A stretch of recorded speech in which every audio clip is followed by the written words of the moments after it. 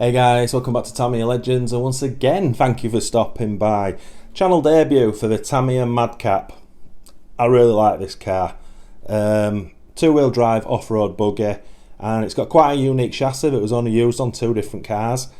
So this was Tamiya's 82nd RC car, so part number 58082 in 1989.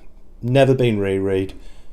Can't say anymore it won't be, because Tamiya is surprising us recently, so we may well see this. 4 months after they did this, in 1990, they did exactly the same car, but the Saint Dragon. This is what it looks like, which is a bit of a Marmite car. A lot of people don't like the looks of it. I personally do, and I think the looks are something to do with the old Japanese comics that Tamiya were kind of known for. I really like that. And that, funny enough, was the next car. This was 82, and then the Saint Dragon was 4 months later on 58083. Get that right. So it was only 4 months in between them. Identical, apart from it had red friction shocks and obviously that weird kind of style body. They did a blue. They did the Saint Dragon instead of a red with blue. But I'm not too sure if that was the actual kit or that was just like an extra body shell you could get for it. I'm not sure. Anyway, this is a pretty cool car. So we'll drag a camera over and I'll show you it if you've not seen the MADCAP. It comes with friction shocks, which are not the best. It's not that adjustable. But what I will say about this car is, if you'd make some tweaks to it, it's a really, really good two-wheel drive buggy for what it is. Now, I'm saying this is a channel debut for the MADCAP, which it kind of is, but as a lot of the Tamiya cars over the years, I've had quite a few of these. Now, there's a couple of things that I always changed, and if this was mine, I would change it. Number one, I would try and source the yellow CVAs. I'm just putting a couple of pictures up now of a couple of cars I've had. The yellow CVAs absolutely bring this thing alive. The second thing is the canopy. Is you either can spray smoke inside, or you got some decals to give it that smoked effect. I'm not a lover of that, and a couple I've had, I've put drivers in, just as bog standard Tamiya driver. And again, the driver, see, transparent window and the yellow CVAs really makes this thing pop. But I believe we're just going to leave this one standard. Shout out to David who sold me this. I actually bought this for a buddy of mine because I knew he'd want it. As soon as I saw the front tyres, because these are super rare now, I was like, and how clean it is underneath, I was like, we got to have this. Quite a rare tyre this. I think it was only on 3 different Tamiya cars. So it first came out on the Astute, then the MADCAP, then the Saint Dragon. Was that? Oh no, 4 cars. It was on the Bearhawk as well. 4 cars. I'm pretty sure that's it for that tyre. Very difficult to find these tyres in good condition nowadays. These are awesome. Back tyres are great. The only issue we have with this car is the body shell, which when I bring a camera over, I'll show you what's going on with it, and we're going to try save it if possible. So as I said, this is one of my kind of, I won't say it's favourites, but I've got a real soft spot for it just because it is a little bit different. I've never driven one, and now winter's coming. I'm not too sure if we'll have this finished and ready for a little run. Probably won't take it out in the snow in freezing conditions with the old plastic. It's just not worth it. But we're going to certainly make it look mint. So let's bring the camera over and have a quick look at it. I really like the look of this car. It's quite a unique shell as well. As I say, friction shocks, which need servicing badly. Just greasing, to be honest. It's got, well, I'll take the shell off so you can see properly, but the spur gear is just sat on there at the moment, so the motor's in, there's no pinion there, and it needs a couple of bearings for that. Now the only thing this car is actually missing is the gear cover, which I'm going to have to source. I'm hoping it's not too of a rare thing to find, but yeah, it's a really cool thing. Let's get the shell off. So as you can see, it's quite a rare chassis. Battery goes through the side, but it's quite narrow at the front. It's not like anything else Tamiya did, really. And it's all original as well. Super clean.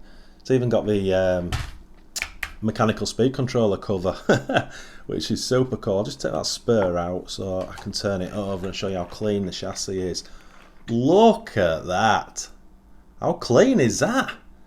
It has been run, but this thing has had such an easy life. God, we love getting cars like that. And as I say, it's got the steering servo. What's it? Receivers in there, switches there. Both servos are there. What an absolute cool thing. That's those front tyres I was telling you about. They're super rare. They're in absolute gorgeous condition.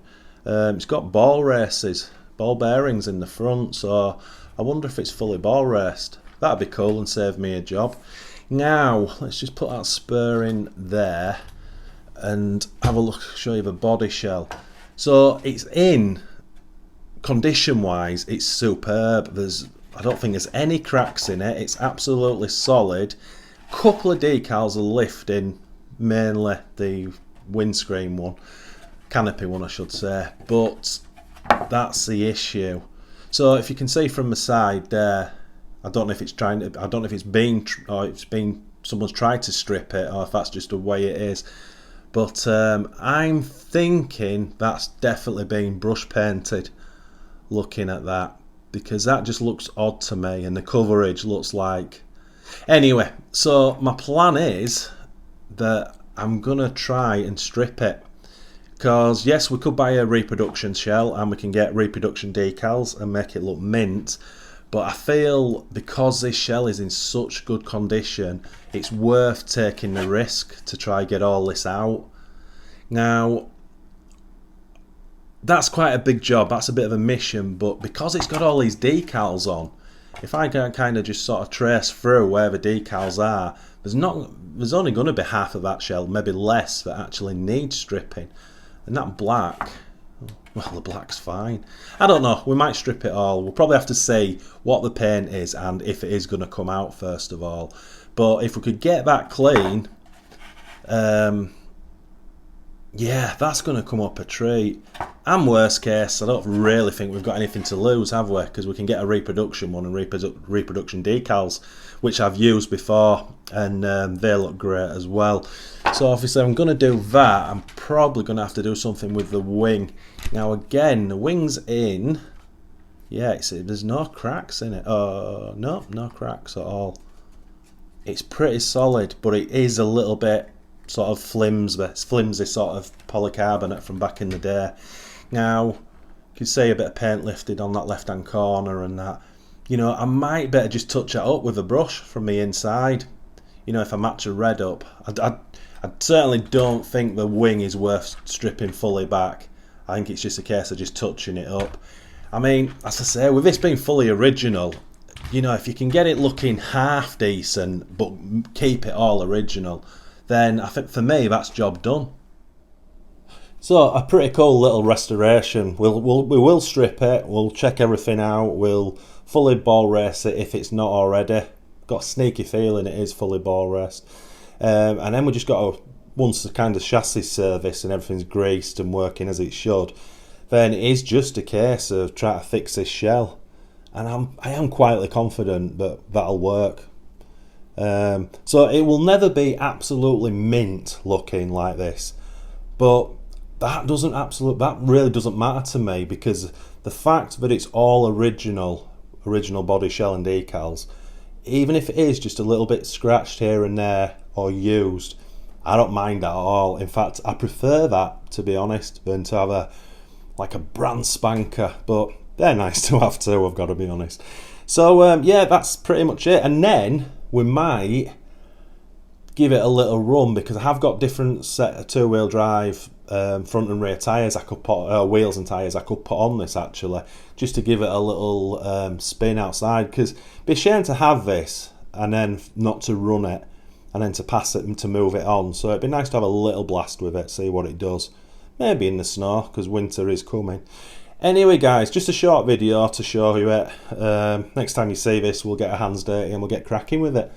So guys, once again, thanks so much for watching, it's really appreciated. If you are new to this channel, if you could please consider liking and subscribing to support us. And if you do that, smash that notification bell for our weekly videos. And as always guys, happy RCing.